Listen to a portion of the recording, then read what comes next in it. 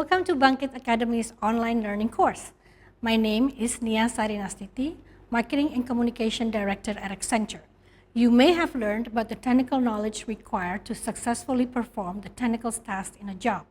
On top of that, there is one more skill set that you need to ensure that you get a lot further in your career, and it's called soft skills. These skills are necessary to create a positive and functional work environment, as well as to build relationships. Mastering both skill sets is necessary for us to achieve career success. In this session, we will discuss about the first essential soft skills that all of us need to possess to succeed in the workplace, that is time management. Time itself is free, but it's priceless. We can't keep time, but we can spend it. Once we've lost it, we cannot bring it back. Everyone has the same amount of time, but what we do with the time is entirely up to us. Have you managed your time effectively to really achieve all the things that are important to you? After completing this session, you will gain an understanding of practical time management knowledge, which are divided into three main objectives: understanding the value of time and identifying the keys of strong time management. Understanding the 5 key principles of effective time management and adopting tools and techniques to enable better self-management. To start off with, why is managing our time so important? There are 2 reasons for this. 1, every task is contextualized by the time required to complete it. We have to remember that time is limited, and in that limited amount of time, we need to achieve our goals and responsibilities. Because of that, it is essential to prioritize the things that are important to us. Another reason is that every second is an opportunity to realize our true potential and our life purpose. Good time management allows us to accomplish more in a shorter period of time. It leads to more free time, which allow us to take advantage of more learning opportunities. Before we dig deeper into the foundations of time management, let's measure how effectively you've managed your time so far. Please ask yourself these questions. Can you describe in detail how you spent your time today or this week? Can you identify which tasks are high priority for you, meaning that you need to complete it within the day or immediately? How frequently have you been able to meet the deadline of that task that you yourself have set every day or every week? Do you spend enough time on the people, practices, or places that bring you joy? If you find it difficult to answer these questions, you may have faced several distractions that limit your ability to manage your time well.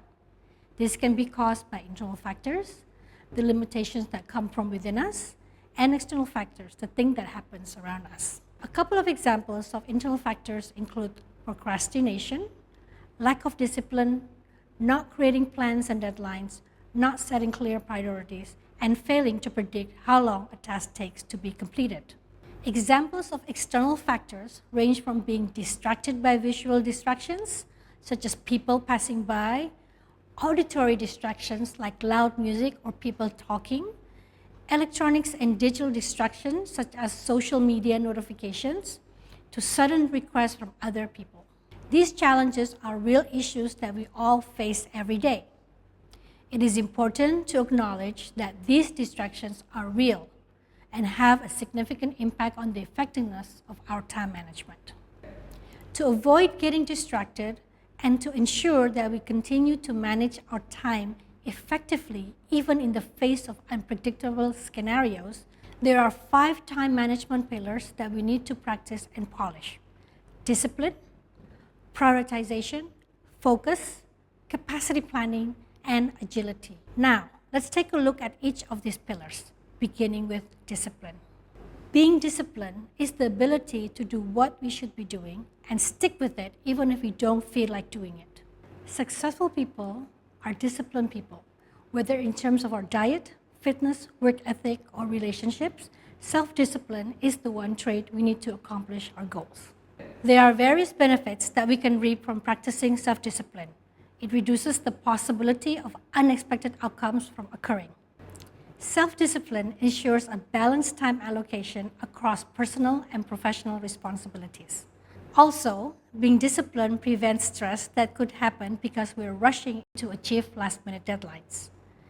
Lacking a self-discipline will almost certainly lead us to procrastinate.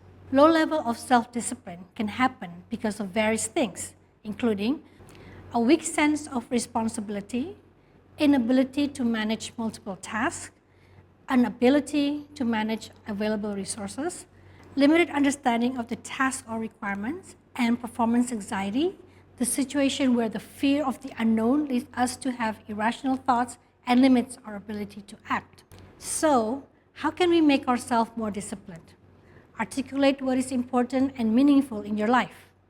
If something is important to us, we start to cultivate a sense of responsibility toward it, as we know that we need to fulfill it. After that, create a checklist, daily agendas, and deadlines to allocate how you want to spend your time. Use reminders and alarms to keep you on track with your goals. Surround yourself with people who share the same priorities and support one another to stay on track. Finally, reward yourself once you have met your deadlines. Use your weekends to give yourself time to refresh. Next, we are going to learn about the second pillar, prioritization. To understand this pillar, let's first take a look at the classic analogy of how we use time, called the rocks, pebbles, sand analogy. I have here with me a jar, rocks, pebbles, and some sand. The goal is to fit all items into the jar. Which one would you want to put in first? In relation to time management, the general idea is to fill our glass jar, or the time that we have every day, with rocks first. These represent our highest priority activities.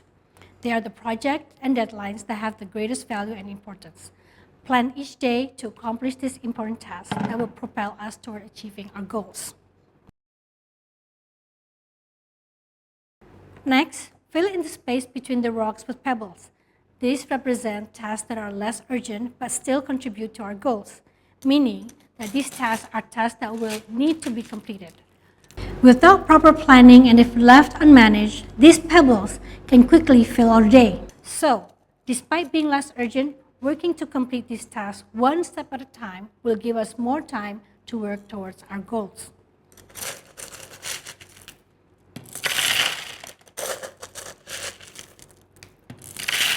Lastly, sand refers to trivial time wasters, which are neither important nor urgent, and distract us from working towards high return activities and our goals.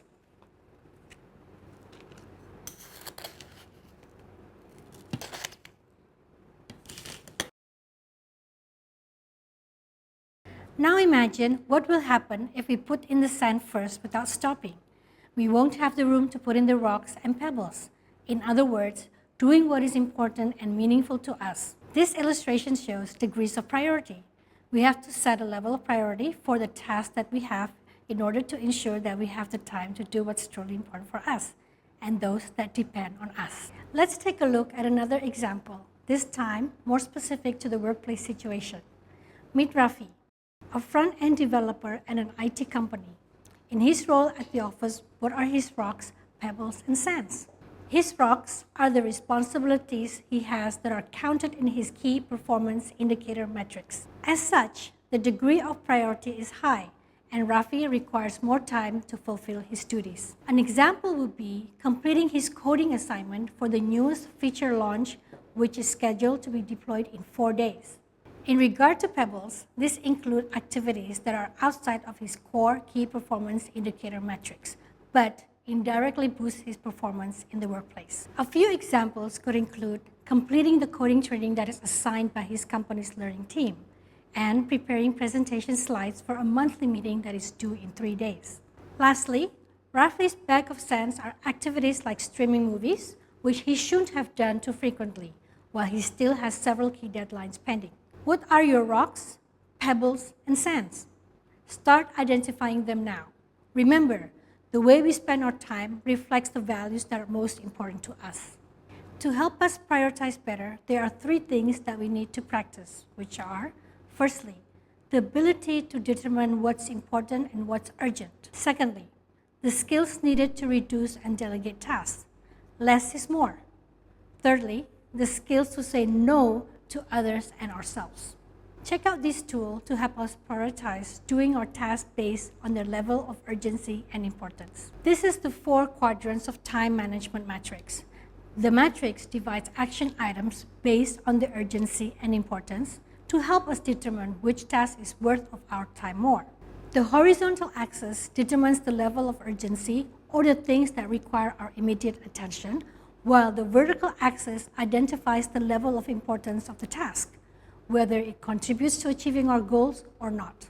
Let's start with the top left corner. Activities in this area relate to dealing with critical issues as they arise and meeting significant commitments. These are the tasks that are high value to us, as they are highly urgent and highly important. Do you have a real hard deadline for your important project? If so, you need to do that now. Next to that quadrant is the schedule box.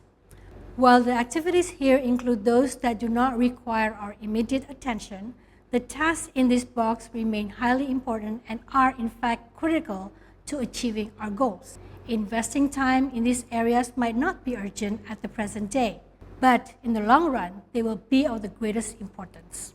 This quadrant should be used for long-term career development and strategizing, such as attending training. Make sure that you schedule and allocate your time to do these tasks next. Moving on to the bottom left corner, the items in this quadrant are things that appear to have a high urgency, but are less or not at all important to spend your time on. These are time wasters that do not move us forward toward our own goals. Unnecessary calls, interruptions, and unprepared meetings without any agenda are examples of this. Manage them by delegating these tasks to our colleagues, cutting unnecessary calls short, or declining these tasks politely. The last box on the bottom right corner includes the activities that are neither urgent nor important. These trivial interruptions are more distractions and should be avoided if possible. However, be careful not to mislabel things like time with family and recreational activities as not important. Aside of that, avoid these distractions altogether. This time management matrix can be applied as a tool that allows us to reprioritize the importance and urgency of our current and upcoming tasks. By sorting these tasks and responsibilities into the appropriate quadrant, we will be able to quickly identify activities that need our immediate attention. The objective of using these quadrants is to question whether a certain task brings us closer to our goals or not. If that is the case, these tasks need to be prioritized over those tasks that might demand our time but do not contribute to our goals. Delay activities that do not contribute any significant output until more important tasks are finished. Now, have you ever heard the term less is more? As I've mentioned in the time management matrix, at times, we need the skill to reduce our workload by delegating it to other people. Delegating does not mean that we are discarding our responsibilities. Rather, it optimizes our time management. We can ask someone else to do it should we think they would be able to complete it better, faster, or cheaper. In addition, should the task not significantly impact our goals, we can also delegate them. When can we delegate or reduce the task to other people? Some examples include requesting help of your team to schedule meetings and organize meeting rooms, or using service providers to optimize your time, such as food delivery apps to reduce time spent in buying food. In addition to delegating skills, we need the ability to say no. Saying no may seem uncomfortable at the workplace, but there are times when it's necessary to turn some jobs down. We have the right to refuse an assignment when the request is deemed unreasonable and is not based on the consent of both parties, or when someone who does not have authority demands us to do something and it contradicts to the company's policies. Saying no, however, is often a lot easier said than done. There are some tips that we may use to say no politely. Remember the acronym PLEASE. First, always be polite whenever you say no. Second, listen to what the other person has to say in regards to your response. Don't just directly brush them off after you stated your reply. Third, always explain why you have to say no. Fourth, assist the other person in understanding your position. Provide any supporting data or reasoning so that people can understand the explanation. Fifth, think of solutions and alternatives that can help alleviate the situation whenever possible.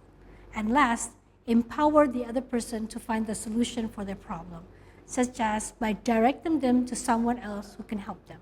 Now, we're moving on to the third pillar, focus. Focus is defined as the ability to disengage our attention from one thing and move it to another. As I mentioned in the beginning of the session, distractions are everywhere. Our brain is very sensitive to interference or being distracted as we seek new information. Because of that, being able to put our attention or focus into one task is a very important skill to master. Focus is our key to productivity and better performance. The good news is, if we train ourselves to focus on something, our brain creates new neural connections. The better our focus, the stronger our neural lock, in which makes it easier to concentrate and complete a task. To ensure that we can stay focused, we need to be aware of two sources of distractions, which are sensory and emotional. Sensory distractions happen when things around us are captured by our senses and draw our attention. A simple example is that we lose focus when people are constantly moving around or talking.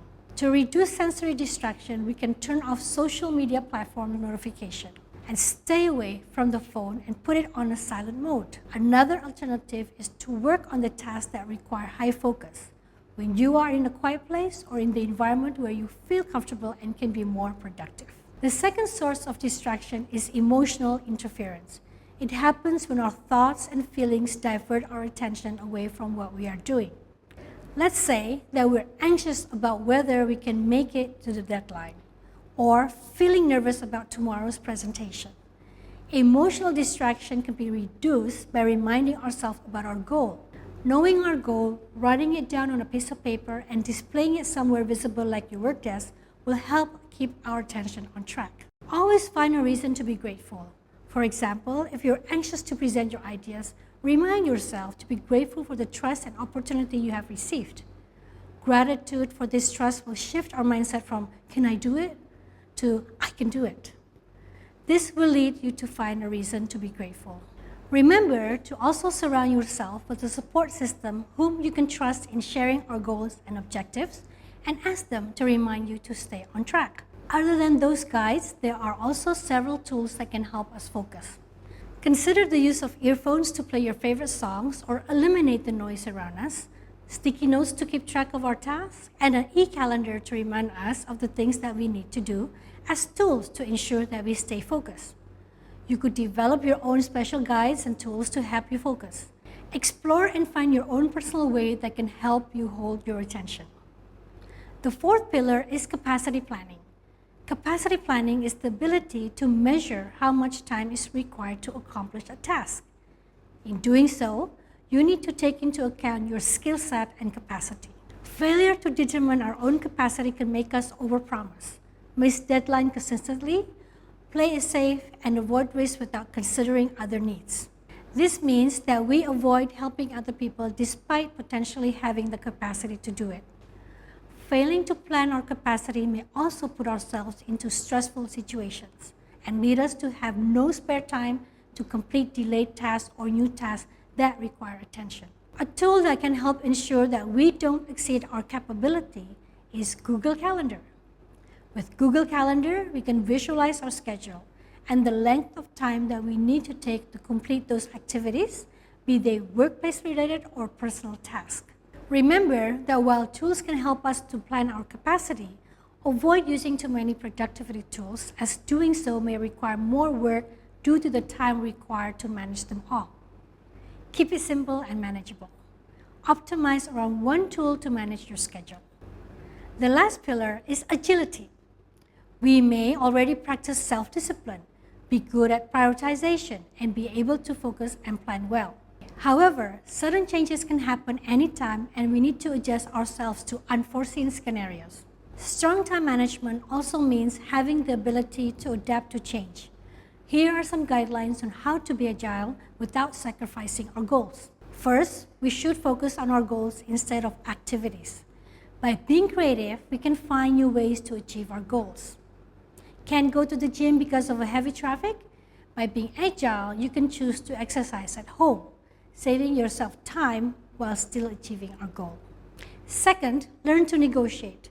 We can always communicate our workload to our supervisor. By talking things through, we can find common grounds and look for solutions together. Third, ask for help. For example, your friend comes to us for help to set up a website. Rather than agreeing or flat out rejecting them, we can ask them to provide the mock-up for the new site, so we can work faster and remove the need for several feedback iterations. Fourth, allocate buffer time for unpredictable occurrences. Allocating 60 minutes for a 45 minutes task will give us a buffer of 50 minutes that we can use to mitigate unanticipated delays or unplanned tasks. Finally, this module has come to an end. We have learned about the 5 pillars of time management: discipline, prioritization, focus, capacity planning, and agility. Now it's your turn. Apply the 5 pillars of time management in your daily life, in your career, and in your personal life. Achieve better results through effective planning and by clarifying objectives. Recognize and prioritize the tasks that are important and urgent.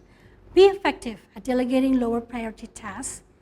Organize your daily tasks and reduce stress by using tools and techniques effectively, such as by using Google Calendar and 4 quadrants of time management. Having understood the fundamentals of time management, try to plan and improve your time management. In the next session, you will learn about digital branding and interview communications. You will learn about the importance of having a strong personal brand and how to present it on various channels to propel your career. You will also be able to recognize the importance of networking and how to do it. Learn the right skills to approach recruiters, as well as preparing and behaving effectively and properly during interviews. See you on the next module.